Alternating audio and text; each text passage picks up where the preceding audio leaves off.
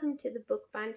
Today we are going to be going through all of my favourite books that I got to read in 2021, which made reading quite a good year in 2021, which I was really happy about.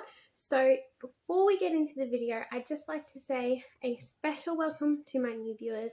A very thank you very much for the ones that are returning, and if you could like and subscribe, I'd really appreciate it. Let's get on with the video. So my first favourite was Richard Osman's The Thursday Murder Club. This book was amazing. I really loved everything about it. It was funny, it was witty, and it was just a really great take on a murder mystery. Very much gave me those kind of Agatha Christie vibes where it's a bit of a comedy at the same time. So this one I have done an independent review on. It basically follows these 4 people that live in a retirement home, and they decide to try and solve these unsolved murders, and then a murder happens in their own town. So they decide to take it upon themselves to track down who the killer was. It was an amazing book, like I said. Definitely recommend picking this one up to read. I also had the privilege of reading Mistborn this last year. It was so good. The whole series was pretty good, but the first one was definitely my favorite. This book gave me so many different emotions. It is a massive read. It was 800 pages, so just be aware of this. It doesn't look very big, but because it's very tightly bound and the words are very small, it is a huge undertaking. This took quite a few days for me to get through this one. But this book and this whole series is basically about this magic system where people can burn metal within inside them. Not everyone can, but some people can, and each metal allows you to have a different ability. Some people can burn all of the metals, and they're called the Mistborn, and then there's other people that can only burn one metal each. And yeah, it was a great read. It follows this ragtag team of basically almost outcasts of society and people who are kind of rebellious and wanted to take down the final empire. Yeah, really great series and really great book. So definitely recommend this one if you like fantasy at all. I also read the first 3 books in the Witcher series. I definitely have to say that The Last Wish was my absolute favourite. I was surprised at how much I liked this book because I haven't seen the Netflix series, mostly because I'm a bit afraid that it's a bit too smutty for me. So I was a bit worried that when I picked this up that it was also going to be very smutty. It's really not. There's like 1, maybe 2 pages in the entire series so far that I've read that actually has any smut in it, and it's so easy to just turn the page and like the scene is just gone. You don't even need to think about it. So I really recommend reading this. If you don't like the smut, like I said, just turn the page and it will be finished. I really liked this series though. I love the short story format. I kind of wish that the whole series was written in the short story format like the first and the second book are. So they're definitely my favourite. I think that's why I prefer this over the actual Witcher book, Blood of Elves, because yeah, I think this whole world and this dynamic and the storytelling and the Witcher himself really suits the short story style, where it's just little bits of his adventures, but they're all kind of intertwined and different things are being revealed throughout. So definitely love this book. I also, as you guys know, because I've done a huge big review on this one and a review on Titanic as well, the Skyward series is just perfect in every way. To me, it is sci-fi, it is perfect, it is Brandon Sanderson, so you know it's going to be good. It's honestly, I think, pretty good for most age groups, maybe not really young kids, but like teenagers and up, really. It's just a really good story. I really like the main character. A lot of people do have issue with her because she does start off almost, I mean, some people say annoying, but I wouldn't necessarily describe her as that. She's just very rough around the edges. And I do think that she kind of has every reason to be. She was kind of outcast and bullied her whole life, and her family shunned and everything like that. So I kind of understand why she starts off the way she does. But she does change. There's so much character development in this series that I think that if you if you don't like it and you stop reading because of her, I think that is a bad move, because she does go through such a change. So if you don't like her in the beginning, you'll probably end up liking her, because she grows up a lot. She doesn't become so rough and rugged, and she starts to kind of connect with these other people and these other alien races and different things along the way, and it changes how she perceives people, perceives the world. And yeah, she's definitely not as blunt and crazy as she is at the beginning. But love this so much. It basically follows this girl who lives on this planet where the remaining citizens of Earth kind of crashed there 80 years ago, and they're now trying to flee this planet and get back to flying through the sky. But they are being held there basically by this big asteroid belt that is covering the planet of debris. And then through the debris, all of these enemy ships keep coming down and kind of shooting them down, and they're in this big war, and it's all about that. So it's so good. Definitely recommend. It's such an interesting story, and every single book just keeps throwing you curveballs that you couldn't possibly expect. So it's a really great series. I also had the privilege of reading The Night Circus this year. I don't love Erin Morgenstern's other book as much. So she wrote the Starless Sea, and I do have it. I haven't finished it because it's really long, and there's just not been any part of it that's really grabbed me so much. Like, I like the idea of it, but I don't know if she's executed it the way that I would have liked her to. However, The Night Circus is brilliant. I love this.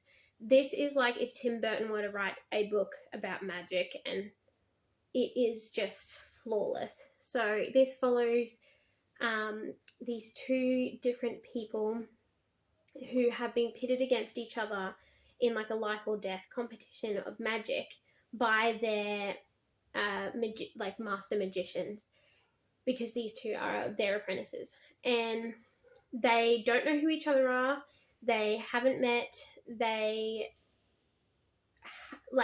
cross paths, but they don't even know that they have crossed paths, because they don't know who the other person is.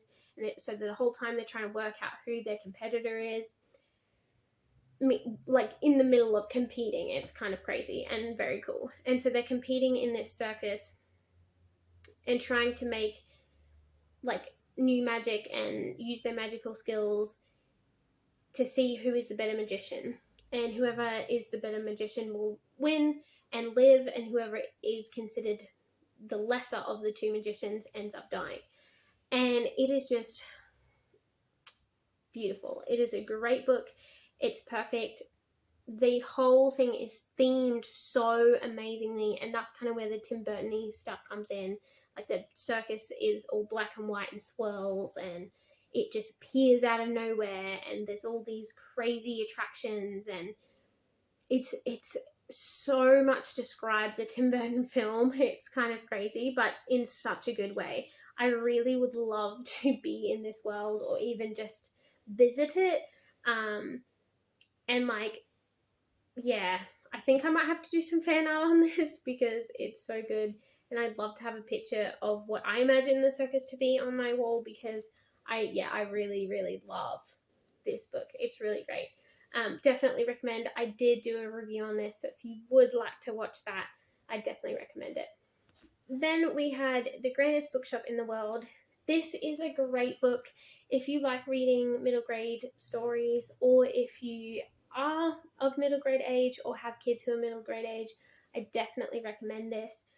This book was just so fun. It wasn't like, don't get me wrong, it wasn't fun to the point of like you weren't worried that anything bad was happening, because there was. Like, it had me on the edge of my seat as to what was going to happen. But yeah, it's just a great bit of fun. So it's basically the whole book is set in this bookshop, and this bad magician has made a deal with the owner of the bookshop to bring his daughter back to life in exchange for the bookshop. However, the fact that the bookshop is being taken away is actually killing the owner of the bookshop, because he is magic and the bookshop is magic, and it's kind of tied together. So because the bookshop is being taken away, so is his life. And so his kids have decided to try and save him by also getting into a deal with the bad magician to save the bookshop and their dad, at the price of their memories. So if they, so they've decided to get into this game with this bad magician. If they win the game, they get to keep their memories, keep their dad, and keep the arcade. If they lose, then the dad, the arcade, and all of their memories disappear. So it's really good. There's this whole time limit the whole time, and this whole ticking time aspect to it, which was quite fun. And it was kind of unusual. So they use a rainbow, because there's rainbows in the bookshop, and so there's 7 stages to the competition, and there's 7 stripes on the rainbow, and it also indicates the time. So as the rainbow stripe disappears, that you're meant to kind of complete that challenge. And once all of the stripes have disappeared, they run out of time completely. And yeah, it was really good. Definitely recommend this book. And last but not least was The Sea of Rust. I really liked this book. It isn't very well known. I bought this because I just saw it in a bookshop one day and I thought it sounded interesting because I really like sci-fi. Hadn't heard any reviews or anything. Just kind of, out of the blue decided to pick it up, and I'm so glad I did. I really liked this book.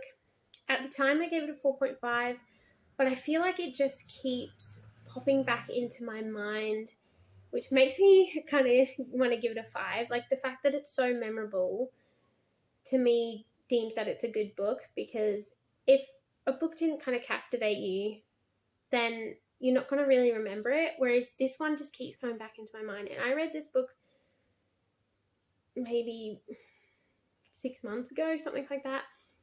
And when I was thinking of this video, like, oh, what was my favorite books of this year, like, this one just kept coming up. Even though, it wasn't a 5-star like the rest of them, this book just kept coming into my mind. So this book, like I said, it's a sci-fi book. It follows a robot, so you're in the point of view of a robot the whole time.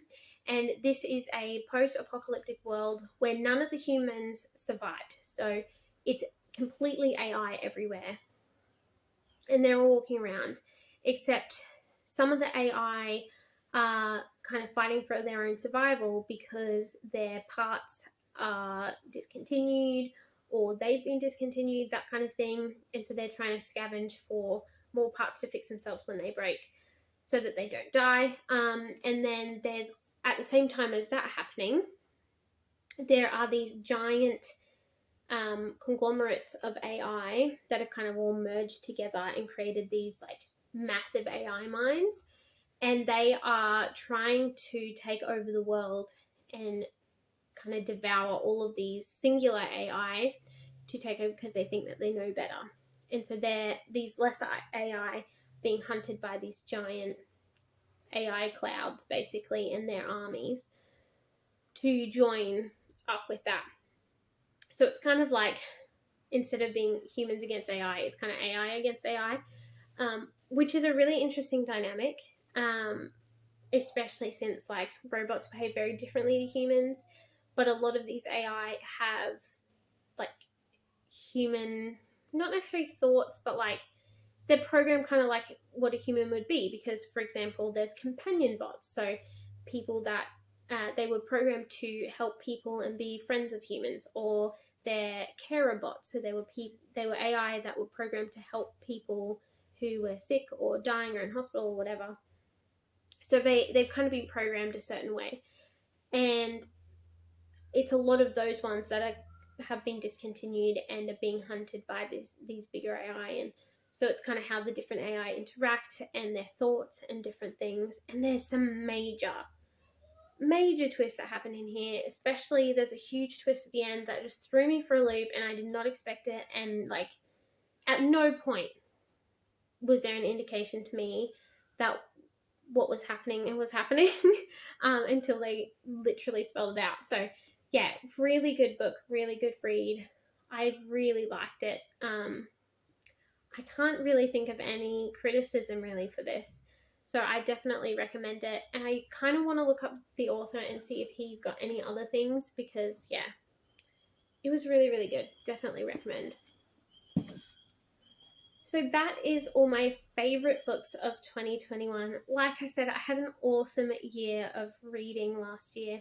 Even though I didn't read for the more than the first half of the year until after I had my baby, I got through a really good amount of books. I think I got well over 40 books read in the second half of 2021. So I'm really glad that I did, and I did get a lot of really good books out of it. So I'm really happy with how 2021 went, and I can't wait for you guys to join me for 2022 to see what other amazing books we have. I hope you guys have an awesome week, and I'll see you in next week's video.